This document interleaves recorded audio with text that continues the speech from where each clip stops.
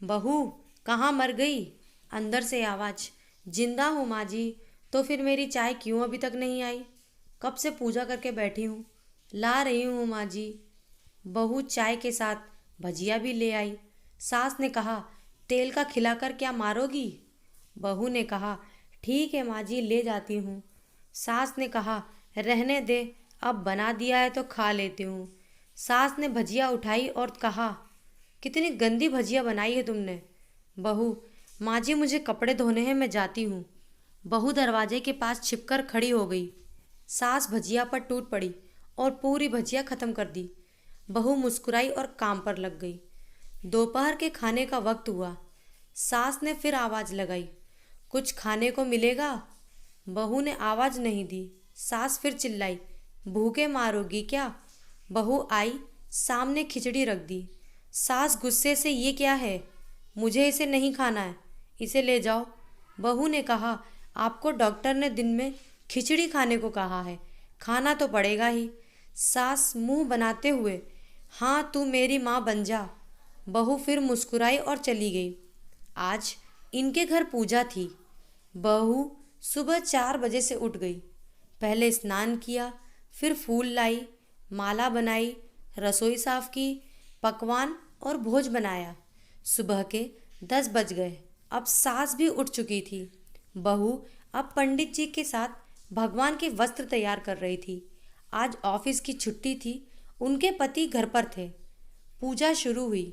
सास चिल्लाती, बहू ये नहीं है, वो नहीं है। बहू दौड़ी दौड़ी आती और सब करती। अब दोपहर के 3 बज गए थे। आरती की तैयारी चल रही थी। पंडित जी ने सबको आरती के लिए बुलाया और सबके हाथों में थाली दी। जैसे ही बहू ने थाली पकड़ी, थाली हाथों से गिर पड़ी।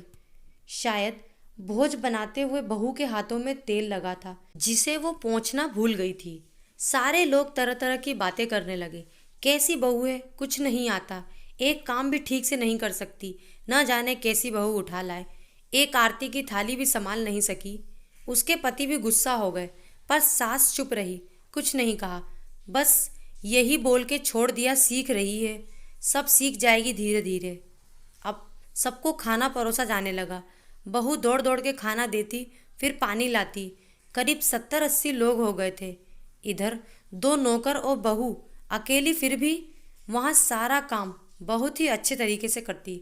अब उसकी सास और कुछ आस पड़ोस के लोग खाने पर बैठे। बहू ने खाना परोसना शुरू किया। सबको खाना दे दिया गया। जैसे ही पहला निवाला सास ने खाया, तुमने नमक ठीक नहीं डाला क्या? एक काम ठीक से नहीं करती, पता नहीं मेरे बाद कैसे ये घर संभालेगी। आस पड़ोस वालों को तो जानते ही हो ना साहब, वो बस बहाना ढूंढते हैं नुस्ख निकालने का। फिर वो सब शुरू हो गए, ऐसा खाना है, ऐसी बहू है, ये वो वगैरह वगैरह। दिन का खाना हो चुका था। अब बहू बर्तन साफ करने नौकरों के साथ लग गई। रात में जगराता का कार्यक्रम रखा गया था। बहू ने भी एक दो गीत गाने के लिए स्टेज पर चढ़ी। सास जोर से चिल्लाई, मेरी नाक मत कटा देना, गाना नहीं आता तो मत गा, वापस आ जा। बहू मुस्कुराई और गाने लगी। सबने उसके गाने की तारीफ की, पर सास मुंह फुलाते हुए बोली, इससे अच्छा तो मैं गाती थी जवानी में, तुझे तो कुछ भी नहीं आता। बहू मुस्कुराई और चली गई। अब रात का खाना खिलाया जा रहा था। उसके पति के ऑफिस के दोस्त साइड में ही ड्रिंक करने लगे। उसका पति चिल्लाता, थोड़ा बर्फ लाओ, तो सास चिल्लाती, यहाँ दाल नहीं है। फिर चिल्लाता, कोल्ड ड्रिंक नहीं है, पापड़ ले आओ। इधर उधर आखिर में उसके पति की शराब गिर पड़ी उसके एक दोस्त पर और बोतल टूट गई।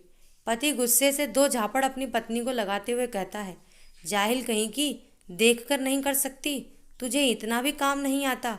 सारे लोग देखने लगे। उसकी पत्नी रोते हुए कमरे की तरफ दौड़ी।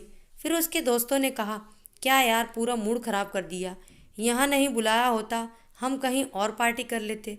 कैसी अनपढ़ गवार बीवी ला रखी है तूने, उसे तो मेहमानों की इज्जत और काम करना तक नहीं आता। तुमने तो हमारी बेइज्जती कर दी। अब आस पड़ोस की औरतों को और बहाना मिल गया था। वो कहने लगी, देखो क्या कर दिया तुम्हारी बहू ने, कोई काम की नहीं है। मैं तो कहती हूँ अपने बेटे की दूसरी शादी करा दो, छुटकारा पाओ इस गवार से। सास उठी और अपने बेटे के पास जाकर उसे थप्पड़ मारा और कहा, अरे नालायक, तुमने मेरी बहू को मारा, तेरी हिम्मत कैसे हुई, तेरी टांग तोड़ दूंगी।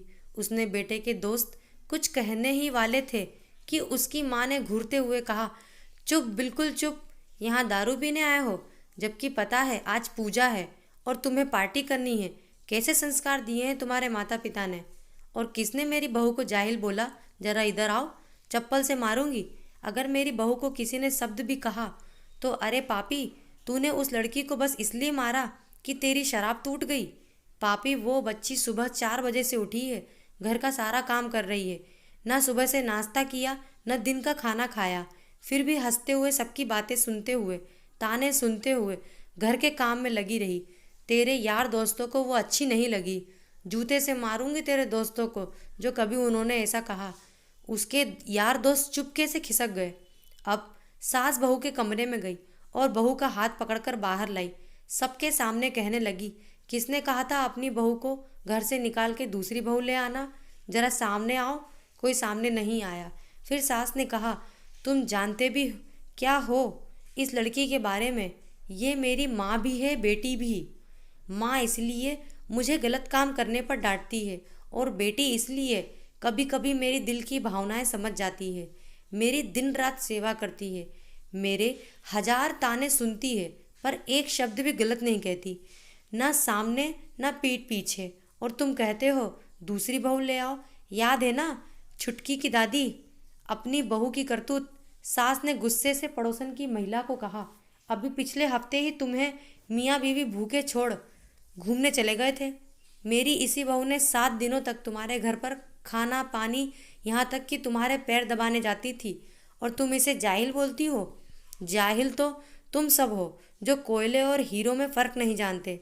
अगर आइंदा मेरी बहू के बारे में किसी ने एक लफ्ज़ भी बोला तो मुझसे बुरा कोई नहीं होगा, क्योंकि ये मेरी बहू नहीं, मेरी बेटी है।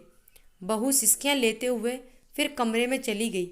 सास ने एक प्लेट उठाई और भोजन परोसा और बहू के कमरे में खुद ले गई।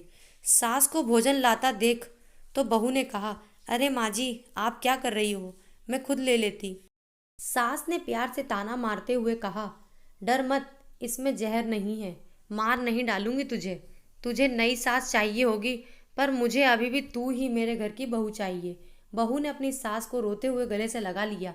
सास भी रो दी पहली बार और कहा, चल खाना खा ले। फिर मजाक करते हुए कहा, फिर मेरे पैर दबाने चले आना, और ये ख्याल मन में मत लाना कि सास पैर बोलती है, किसी दिन मैं इसका गला दबा दूंगी, क्योंकि कभी मैं भी यही सोचती थी। दोनों खूब हंसने लगी। दोस्तों, कहानी आपको अच्छी लगी हो तो लाइक करें, शेयर करें और सब्सक्राइब करना ना भूलें। Thank you.